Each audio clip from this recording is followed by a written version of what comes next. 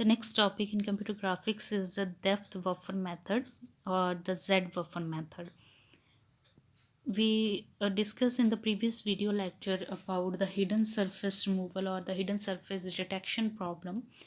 So here this is one of the example of image space method, which is the Z buffer method, or we can say that depth buffer method. This is a method which is commonly used image space approach to detect the visible surfaces, proposed by Catmull in 1974. It compares the surface depth at each pixel position on the projection plane. The object depth is usually measured from the view plane along the z-axis of a viewing system. Each surface of a scene is processed separately, one point at a time across the surface.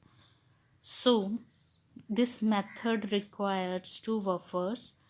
First one is the depth buffer or the Z buffer, which is used to store the depth value for each x, y position as the surfaces are processed where the depth is greater than or equal to 0 and less than or equal to 1, which means that depth value lies between 0 to 1. Second buffer is the refresh buffer or the frame buffer, which is used to store the intensity value or the color value at each pixel position, that is x, y.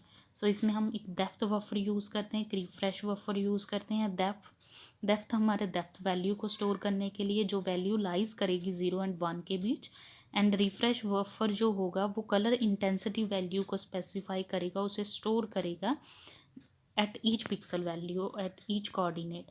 So this is the view plane when we are seeing any object from one point.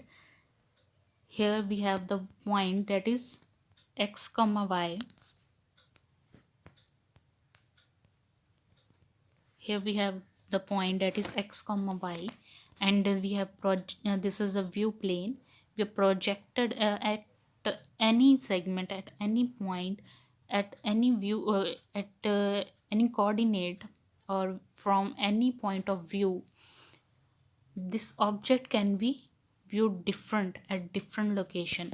So we can say that कि z buffers में हम कैसे specify कर सकते हैं depth value and the mainly the color, what color is represented on that side, which is portion of the object or which portion of the image is viewed. So we start with the algorithm first by setting the depth buffer value is equal to 0. So depth buffer की value जो होगी x and Y coordinate की, उसे हम value को क्या कर देंगे 0. काफ़ी बुक्स में ये वैल्यू 1.0 भी समथिंग लिखी होगी, तो 0 जब 1 में लाई करनी है तो यहाँ पर क्या है कंसिडर की है 0. Frame buffer x comma y क्या है वैल्यू, बैकग्राउंड कलर, जो हम कलर स्पेसिफाई करना चाहते हैं. सो बैकग्राउंड कलर आप कोई भी दे सकते हो. So second step is process each polygon one at a time. Then for each projected x, y pixel position of a polygon, calculate the depth z. z value calculate करनी है. First just जो point given है उसकी depth value निकाल लो. If z depth value is greater than the depth buffer, clear, जो value I for example कि value जो आई 0.50 आई, 0.50, अगर वो वैल्यू ग्रेटर है डेप्थ वैल्यू से, क्योंकि डेप्थ बफर की वैल्यू क्या है यहाँ पर हमने कंसिडर की है 0, तो अगर वो वैल्यू जो है वैल्यू हमारी आई 0.50, which value is greater than 0, clear, then compute the surface colour and set depth buffer x comma y is equal to z. तो z की वैल्यू अब क्या बन जाएगी जो हमने कैलकुलेट की है, and the frame buffer x comma y is equal to the surface colour जो यहाँ पर कैलकुलेट किया है. सो अगर हमारे पास एक सिंपल एग्जांपल है, इसको हमने थ्योरेटिकली ही करना है, प्रैक्टिकली इसके एग्जांपल अलग से नहीं करनी. सो अगर एग्ज़ाम में जेड बफर एल्गोरिथम आता है तो एज इट इज़ ऐसे ही करना है.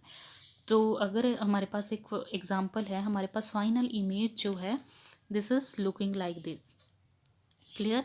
तो यहाँ पर ब्लू जो कलर है वहाँ पर हमारी जेड जो है डेप्थ की जो वैल्यू है वो कितनी है 0.3 एंड रेड कलर की डेप्थ क्या है 0.5 विच इज़ ग्रेटर देन 0.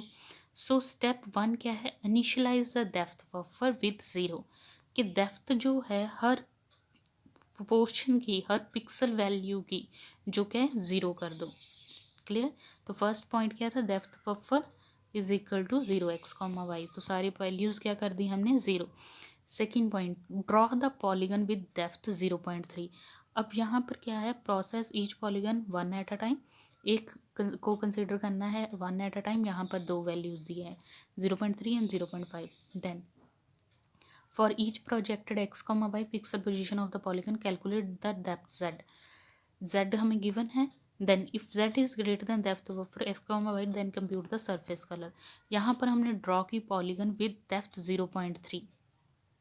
यहाँ पर हमारे पास क्या आ गए कौन सा पोर्शन था z इक्वल टू 0.3 वाला ब्लू वाला पोर्शन.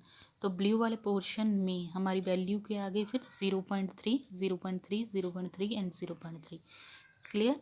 जो हमारी वैल्यू आएगी. नेक्स्ट उसके बाद क्या है draw the polygon with depth 0.5. अब 0.5 है जो हम यहाँ पर देख रहे हैं that is overlapping each other. So one point जो है वो सेंटर वाला वो क्या करेगा उसे ओवरलैप करेगा and overlap with the second which is greater 0.5 0.5 0.5 and 0.5. So we are calculating the depth by using the formula of the polygon surface equation. So we know the depth value at the vertices. We can calculate the depth at any other point on the surface of the polygon using the polygon surface equation. So we are calculating the depth value z by using the polygon surface equation that is ax plus by plus cz plus d equals to 0. यहाँ पर z की value निकालनी minus a x plus b y plus d divide by c comma c is not equal to 0. सो यहाँ पर सी की value 0 नहीं होनी चाहिए. अगर 0 होगी तो इसकी वैल्यू इन्फिनिटी चली जाएगी. तो यहाँ पर 0 नहीं होनी चाहिए. Other a b c d की वैल्यूज़ जो होगी हमारी वो हमारी गिवन होगी. एक्स वाई जेड की वैल्यू गिवन होगी. जेड की न्यू वैल्यू कैलकुलेट करनी है by using this formula. So for any scan line adjustance